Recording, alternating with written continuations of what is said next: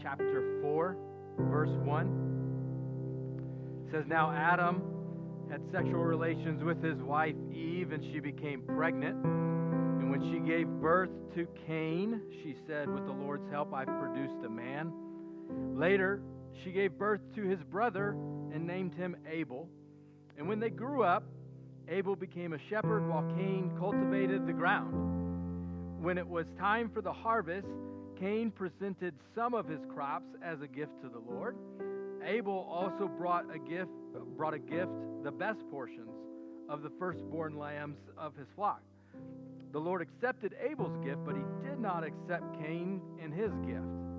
This made Cain very angry, and he looked dejected. And then God asked this question, 'Why are you so angry?' Which is going to be the focus of our time together this morning. It's a tense question, a tough question, a personal question. Why are you so angry? And as we dive into a tough subject like this, it's kind of like a surgery where God wants to maybe shine a light in a dark area where we're going to have to go into some dark crevices and shine a light in there and try to get you stitched back up within 30 minutes or so in doing so. But God wants to free some of us up today. And this question of why are you so angry? He asked Cain, why are you look so dejected? You'll be accepted if you do what is right. But here's what's on the line.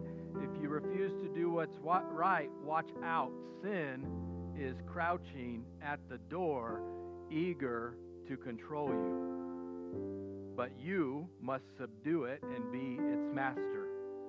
One day, Cain suggested to his brother, let's go out to the fields. And while they were in the field, Cain attacked his brother, Abel, and killed him. A very dark moment in human history. We're going to deal with this subject today of anger, and I want to deal with it in a way that's going to give you some hope, some freedom, and some next steps forward in a practical way. But before we do that, I want you to just take a few minutes, and I want you to greet people around you. Say hello to 7 people. Welcome them. Let them know how glad you came. And your icebreaker question for today is, what's a favorite Olympic moment that you have? I don't know if you've been watching it like I have. Please do not spoil the men's hockey game right now because I am taping it, and we'll watch it later this afternoon. No spoilers, but say hello to 7 people. Welcome them, and we'll dive into this message. You're headed back to your seats. I want to welcome in our online church family as well. Heather, good to see you. Roxanne, Wendy.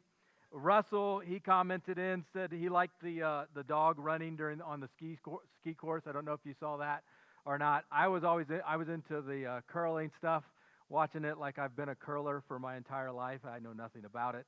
Judging those ice skaters, you know, after you've watched the Olympics for 5 minutes, you're qualified to be a judge and critique and all that sort of stuff. So anyway, I don't know what it was for you. Lots of fun moments. We're in a series called Eyes on the Prize. And so, you know, these guys who are just doing incredible stuff in these Olympics, I mean, they've had their eyes on the prize for quite some time. And it's just even the smallest little distraction, the smallest little focus that can cause them to lose out on that. And in our theme verse in this series that we've been going through, is coming out of Hebrews chapter 12. It's a sports analogy of all things coming out of Scripture. And it says, therefore, since we are surrounded by such a huge crowd of witnesses to the life of faith, and what he's talking about here in chapter 12, chapter 11, which Pastor Jamie, my longtime friend, pastor, mentor, he came and talked to us about chapter 11 and faith and what that meant. And then Hebrews chapter 11 is one of those famous scriptures that is called like the Hall of Fame of Faith. It lists all these people, Moses, Abraham, all these people who had just lived out this faith. But it's not just there. It's to encourage you to say, hey, we got a whole group of people around us doing their best to live out their faith. When you think, oh man, I don't know if I can do this. I don't know if God called me. I don't know if I can do this. And he would say, hey, look at all the people around you. They're probably thinking the same thing. I'm not sure if I'm the one. I'm not sure if I can do that. I don't know. And yet they're still taking that step of faith. Therefore, since there's a whole group of people throughout history and in the present surrounded by now, taking next steps of faith, let us strip off every weight that slows us down in this race, especially the sin that so easily trips us up. Let us run with endurance the race has God set before you. Each one of you have your own unique race. But we are all racing together. We do this. How do I do this? This sounds so confusing. It sounds so hard. What do I do? Keep your eyes on Jesus. Jesus is the prize. So many of us want to know, what's God's will for my life? That's a great question. But I would just say God wants you to have a relationship with him.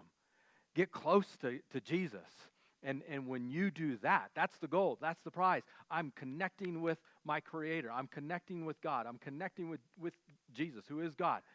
When you do that and start to just get close to him, he's going to be like, all right, here's what I want you to do, because it's going to overflow out to other people. Jesus, who is the champion, who initiates, he is the author. He is the finisher, the perfecter of your faith. This has been our launching pad for this series. And where we're going to focus on today and in these next few weeks, we're going to use this as a launching pad to discuss some weights. Let us strip off every weight that slows us down. Today, anger. It's not a sin to be angry, but it is a weight that can put you in a direction, just like Cain, in a direction that you never intended to go. We're going to talk about sin that can easily get our eyes focused off of God. So we're going to talk about these in the coming weeks. And the whole idea is to expose these things, to talk about these things, because a lot of people won't talk about these things. And so I appreciate and I love freedom, because we can talk about some hard and dark subjects, shine some light on it, and then move forward. So today, I kind of mentioned it in reading at the start. I kind of felt like today's like a surgery, and I'm going to do my best to like, we got to open up maybe some wounds or go into a dark place of why we're angry, and in 30 minutes kind of get you stitched back up so we can take some practical steps. But sometimes you need to shine a light in a dark place to do this. The hard part about this type of surgery is I'm the doctor, but I'm not going to do it. I'm going to give you the tools and tell you how to do it. But the work on dealing with some of this stuff is you have to do that work. You're going to have to do some of that precision and cutting and allow God to expose some light in there and do some of that hard work. We're going to do this together because I think anger is something that we all deal with, and we'll talk about that here in a second. Anger changes what we look at. All right, how do we do this? How do we live this out? How do we run this race? You do it by keeping your eyes on Jesus. But if there's one thing that wraps around more marriages, one thing that weighs down more families, churches, our society, is anger. It's one of those things that can have a crippling effect on our relationships and on our world. And I want us to be able to stay on track despite the anger that comes our way. Cain was the first human to get entangled in this. We have Cain's anger versus Abel's faith. Back to Hebrews 11, Abel's actually commended for his faith. It says it was by faith that Abel brought out a more acceptable offering to God than Cain did. Abel's offering gave evidence that he was a righteous man, and God showed his approval of his gifts. Although Abel is long dead, he still speaks to us by example of his faith. Now, when I was doing my studying, something popped out to me, because I was always like, well, Cain brought a gift. Like, what's the deal? Why did he accept Abel's gift but not accept Cain's? Like, what's going on here? And then when you're going to see this, you cannot not see it. And it was helpful for me. Why didn't God accept Cain's offering? Let's go back to Genesis in verse 3 and 4. It says, when it was time for the harvest, notice the difference here. Cain presented some of his crops as a gift to the Lord. Abel brought a gift, but it was what? The best portions. So it was interesting to see the difference between two. Both brought gifts. It wasn't that Cain didn't bring something. It was, another way to help us understand it was Cain might have been going through the motions. Like, you can go to church But if your heart isn't inclined towards God, going to church, God sees your heart. Cain's heart rejected God even though he did the thing. You see this in the progression of the rest of the story. Cain comes in, let's say, stingy. He brought some. He didn't bring his best to God. God then holds him accountable, right? Hey, dude, look, this is what I wanted. Give me your best. And he's like, you didn't do that. The progression, then Cain gets angry. God warns him about his anger. He's like, hey, you're angry, and if you don't deal with this in a healthy way, it's going to lead in a direction. You have a choice here, bud. And his choice was he lied to his brother, then murdered him. Then, as God questioned him, we didn't read this, but to go on the story, he lives in denial of it. God's like, hey, where's your brother? God knows where he's at. He lives in denial of it, and then he continues to have a hardened heart throughout the rest of his life, showing basically no remorse. So we see that Cain's heart, as you read this story in Genesis chapter 4, was always rebellious towards God. Why did he reject him? Not because he didn't bring anything. It's because his heart wasn't in it.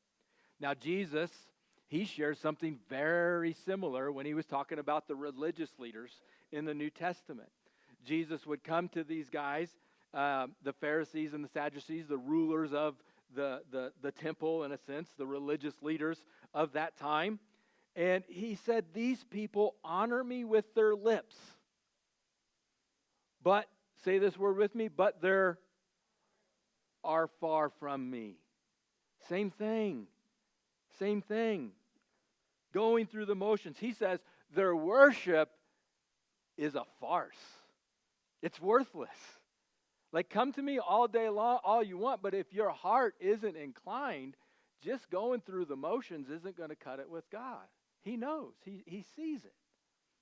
And I realize the feelings aren't always there. This isn't just about feelings. It's your heart, your whole attitude and inclination of who's on the throne, me or him. And he says, for they teach man-made ideas as commands from God. This is why some of you walked away from church, because it felt like religion. It didn't feel real. And God wants a relationship, which is what he's pointing at here. God reads your hearts as a book. Today, why are you so angry? All of us have to deal with this. And Jesus, he talks about, where does anger come from? The heart of the matter. Where does this anger that's within us coming from? Jesus would invite you and I to, like, hey, let's lean into this today. Because as I've been going through this, I'm like, oh man, I hope so-and-so is here. Oh, I hope so-and-so is listening to this. I mean, I hope they're watching online, and if they're not here, I'm going to send them the link, because they really need to look at their anger, right? And the person sitting next to you is thinking the same thing about you. Just don't point. You can have the eyes up here. Let's talk about your anger today. You, because we all struggle with this. And I know, hey, you might be awesome at home, but with that one person at work, it flares up. Or you may be amazing at work and praise, but when you go home, we all have our spots. We have places where we're great at this, and some areas, like in traffic, where we are horrible at this.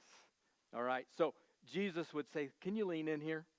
He says, you've heard that our ancestors were told you must not murder. Wait. We're talking about anger here, not murder, but we saw anger and murder with Cain, right? These two kind of correlated. Jesus brings it up. He says, if you commit murder, you're subject to judgment. But I would say, if you're even angry with someone, you are subject to judgment. Whoa. Jesus raises the bar.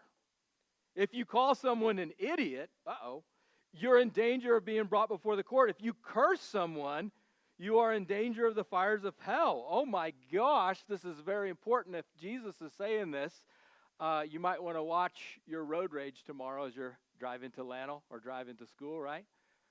I gotta maybe pay attention to when I'm crashing out after a point playing pickleball, or teenagers playing video games and you're crashing out and raging. I could find yours I don't know what that is. It was interesting. Last week I was gone. I got to watch my son do gymnastics, which was awesome, except for when the judges flashed the score.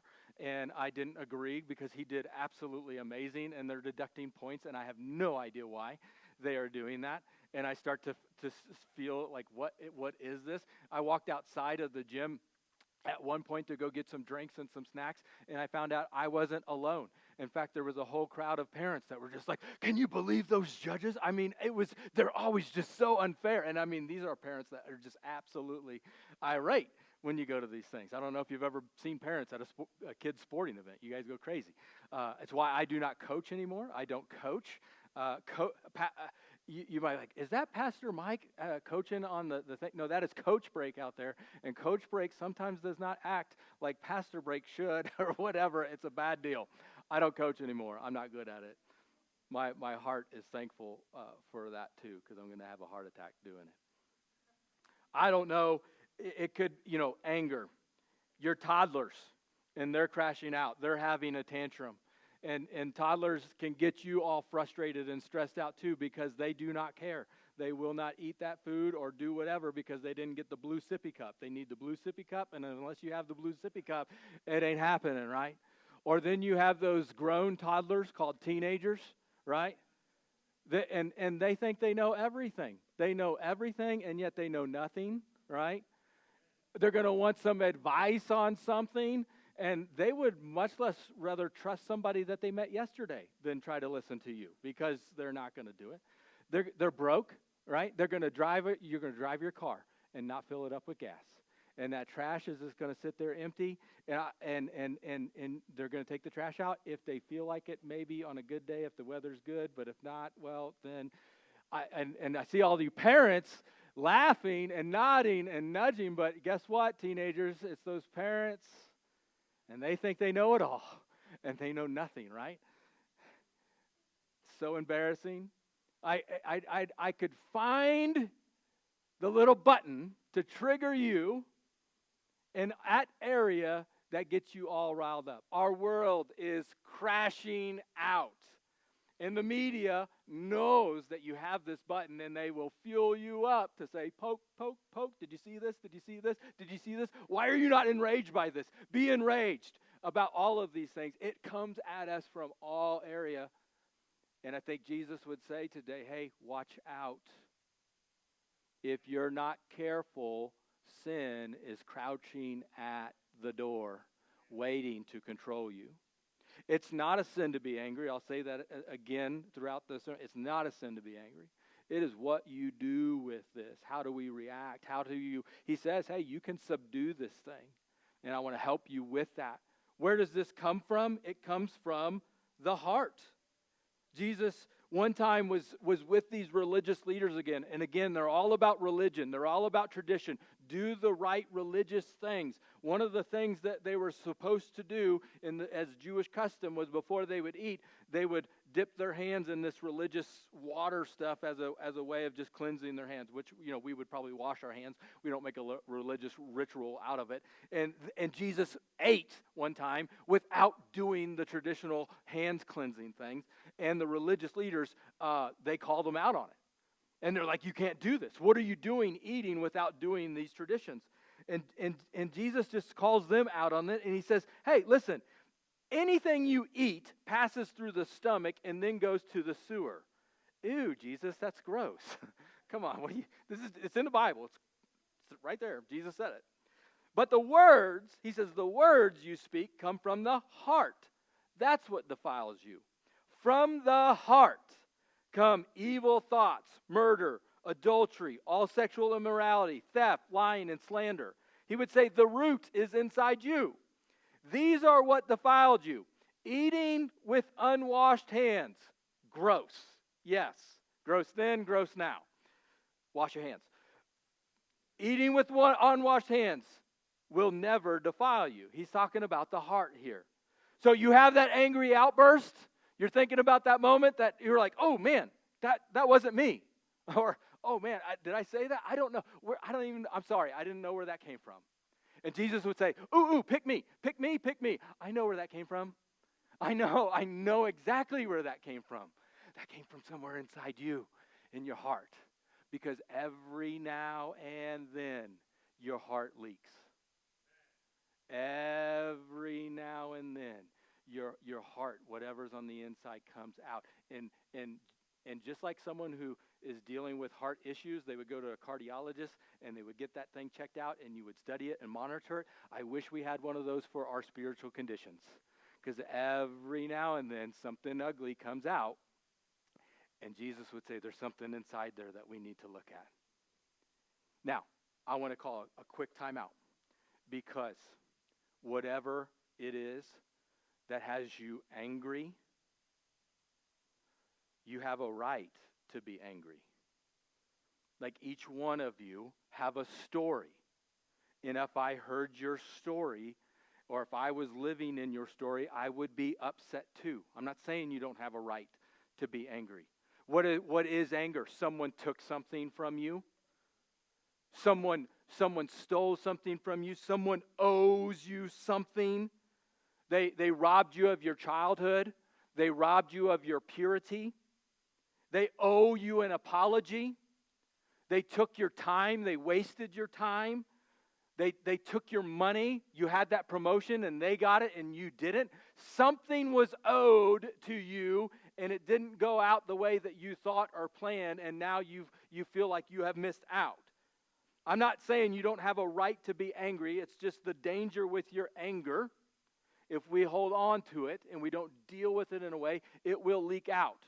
And the hard part of this story is it will leak out on the ones you love the most. Which is why those in your family today, they're not going to say this out loud probably, but they'd be like, oh, would you please get this? Would you please work on this? Because we're walking on eggshells in this house. We got to deal with what's in our heart. Some of you, anger is a part of your story because it was part of your parents' story. The anger that they had leaked out on who? The ones that they loved the most. Their marriage or their kids. And I'm telling you today, so goes with you. You can change that today. You can change the trajectory today. Jesus would say, lean in. So you do have a right to be angry. But as we close out this little timeout period, I will say you also have a choice on how you deal with it today. We're angry.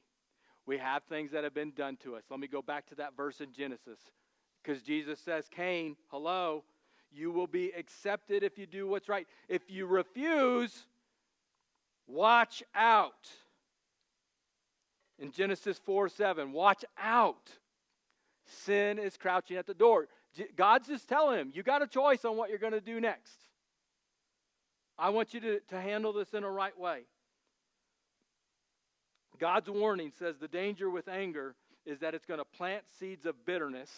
Those seeds will take root in your heart, and they are toxic. And they're going to lead you in a direction you do not want to go. Watch out. Watch out. So how do we do this? He says you must subdue it and be its master. This is where I want to give you some hope and give you some practical steps on moving forward. Some habits of a healthy heart. I was going to say the word some exercises that you can do, but I realize some of us, we hate the word exercise. We're like, I'm not exercising. So habits, some things that we can do. Because God's given us some things to say, hey, you're angry, and it's going to plant some seeds of bitterness, but there's some practical things you can do to root this out. You're not alone in this deal. First thing, if you're taking notes, own it. Own it. Own your anger. I said today's message is about you and your anger. And I realize we've already been through this message and you're already thinking, oh, this person needs to work on this and this person needs to work on this. But really, we got to come back to us. How do I own this? And Jesus, or James, the brother of Jesus, he writes this in James chapter 4. He says, what is causing the quarrels and fights among you?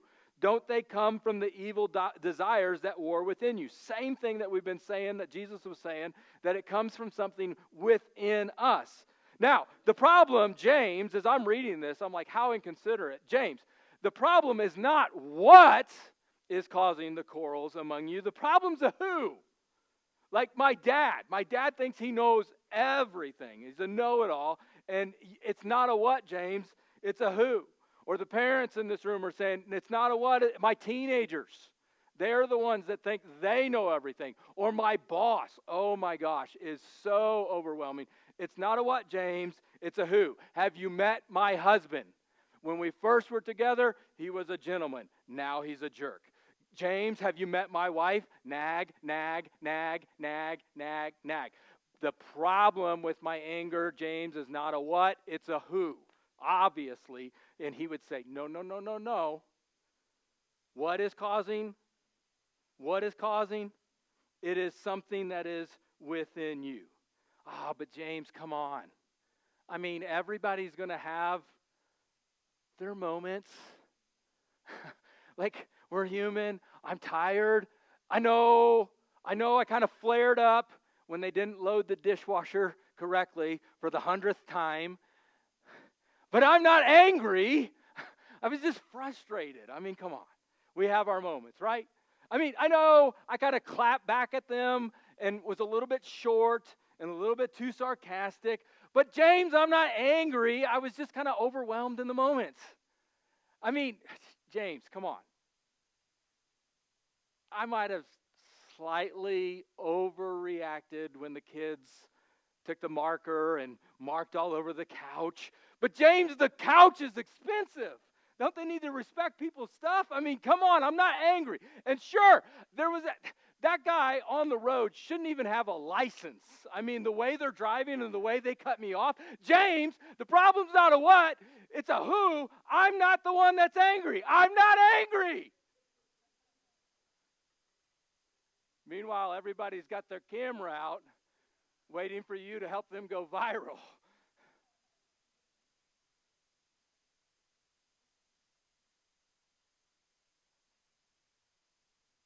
Own it. Own it. Don't they come from the evil desires within you? Let's do this together. Everybody repeat after me. Say, I struggle with anger. Now, some of y'all didn't do it, and now your neighbor's scared of you. Hey, you might be like, hey, I don't lash out like that. I'm good. I don't burst out like that. Hey, you silent, angry people are scary because you'll hold it in, and all of a sudden it just comes exploding out. Let's do it one more time. I struggle with anger. Do not elbow and nudge your neighbor. We struggle with this. I know, owning it is coming out of denial. If you want a bonus step for today, if you're like, do I really struggle with this? Ask the people you're closest to and say, do I struggle with anger? Now, two things. One, if they hesitate, you know your answer. Two, if you're already getting defensive about what they might say, you know your answer. And if you think they might be too afraid to ask that question, that's a great question to ask them too. Why are you so afraid of me? We have these issues. First thing, if we're going to make any progress, we got to own it. Which, by the way, I'm just going to put in a plug for Celebrate Recovery. Because Celebrate Recovery deals with this sort of stuff. And your connect groups are a place to deal with this sort of stuff. Celebrate Recovery, I mentioned that. They meet on Thursdays. It's a 12-step program. We usually attribute that to addiction to alcohol, addiction to drugs, addiction to pornography. But it's anything that's going on in our life. Anxiety, anger. If you're struggling with these things, there's places for you to go where you're welcome and accepted to talk about it and deal with it in a healthy way.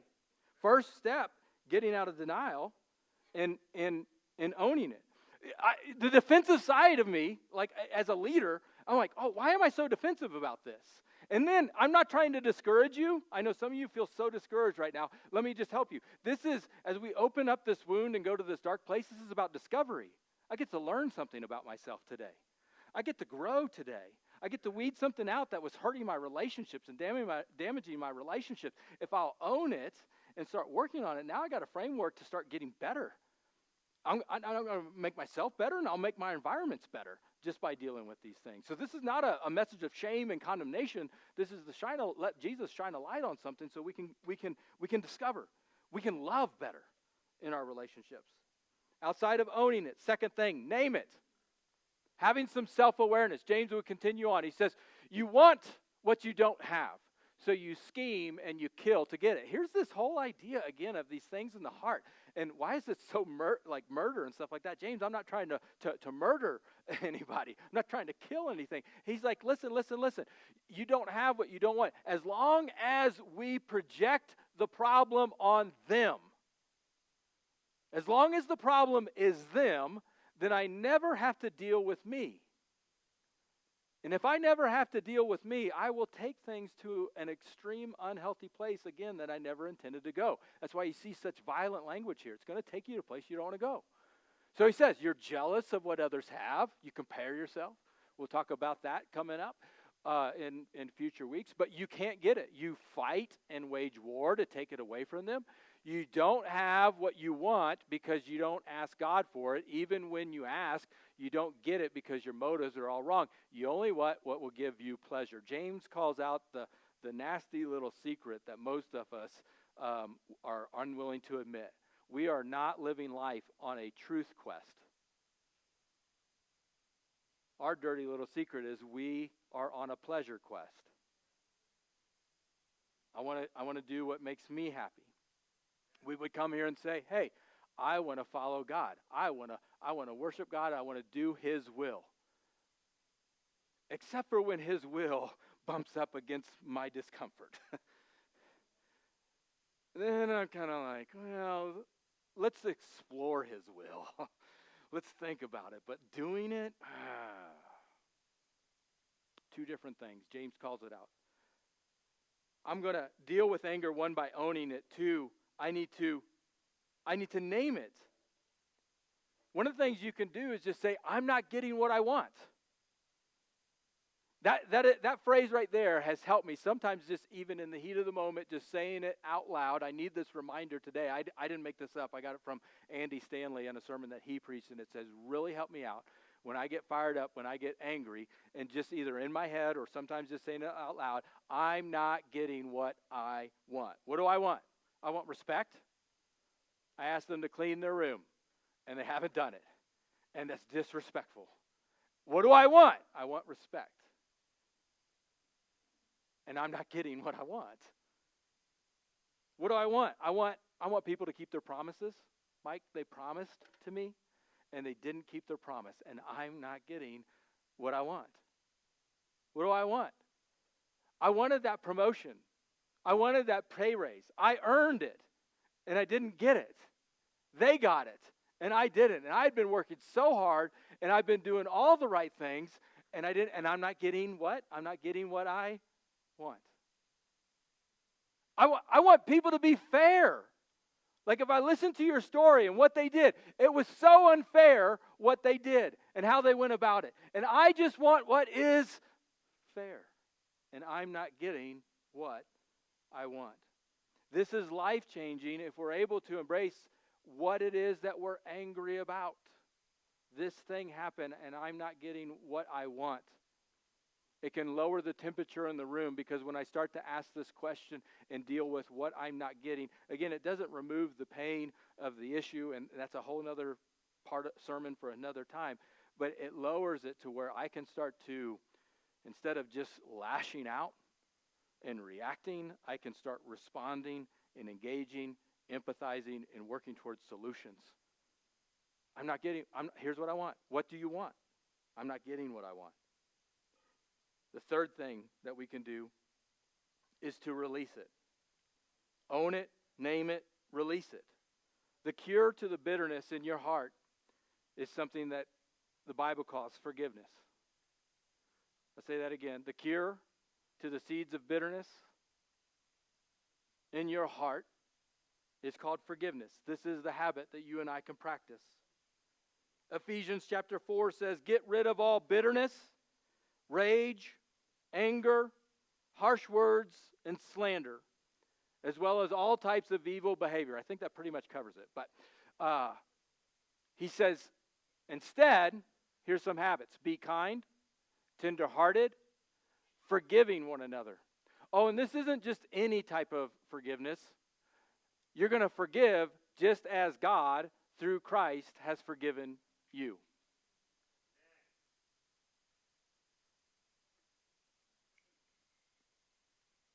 Jesus redefined forgiveness.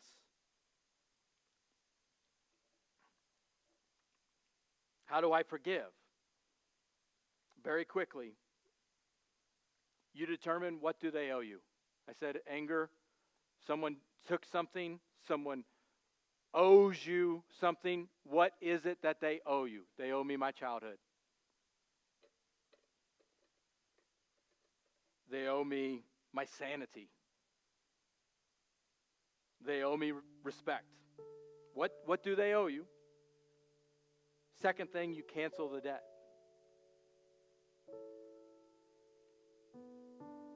I mean, some of these things, they can't. They stole my bike. They owe me my bike. Right, fine. How do you repay your sanity? Some things you can't. It's impossible. Impossible. So God says, hey, you want to not hold on to that seed of forgiveness? Watch out, sin's crouching at the door. I'm going to give you this path that's called forgiveness, and you cancel that debt. Doesn't mean you're going to be best friends when you forgive. You're going to set some better boundaries this time around. We'll be better and stronger for it. But I'm not going to hold on to this anger. I'm not going to latch on to it and allow it to not only wreak bitterness in my heart, but it's not going to leak out onto the ones I love the most. What do they owe you? Cancel the debt and dismiss the case daily or hourly or minute by minute whenever it comes back up again. I'm not going to hold on to it. It's not going to hold me anymore. And I know forgiveness often feels like they're winning. They win. If I just let go of this, then they're free and they win. Feels like I'm rewarding them. But forgiveness is not a feeling. It's a choice. Feelings are dumb.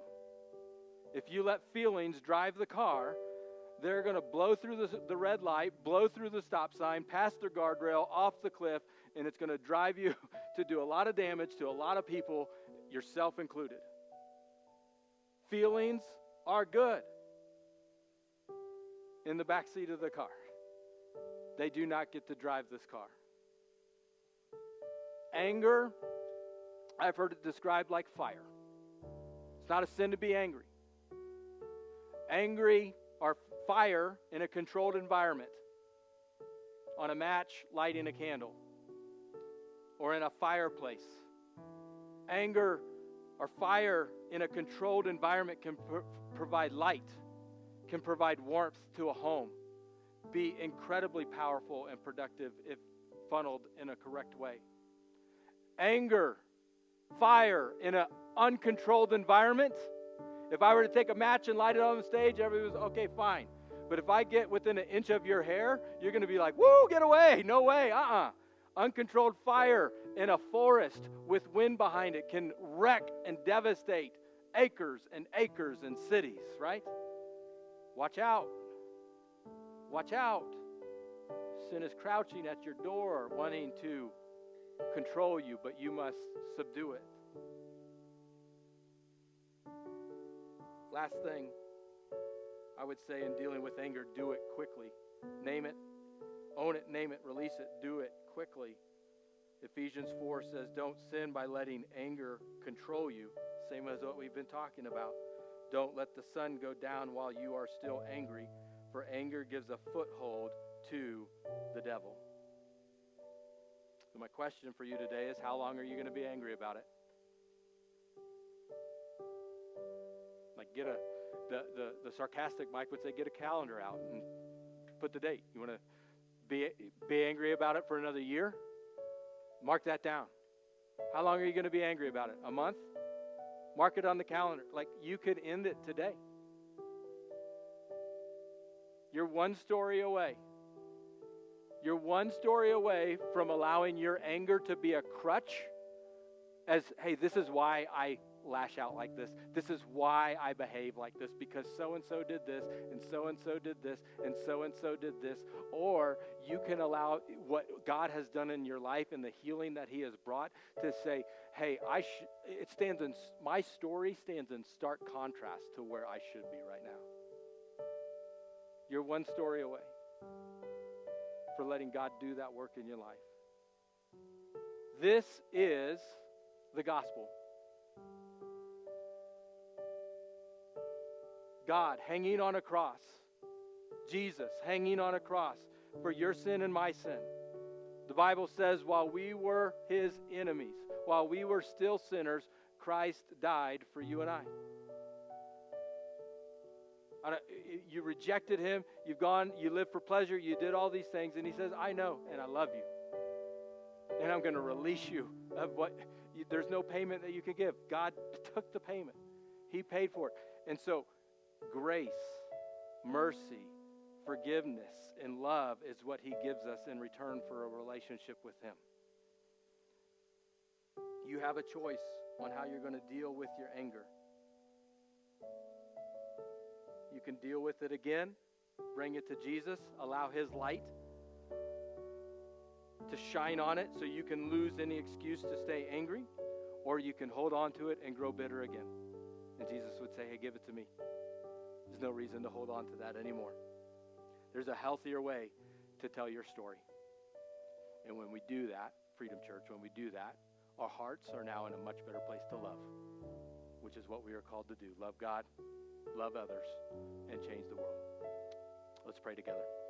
I want to say thank you so much for taking the time to listen to the message today. I hope you felt inspired to take your next step of faith with Jesus. Just a couple next steps that you can take coming out of this. One, leave a review or a comment or share this message. That really does spread the message further and faster when you do that.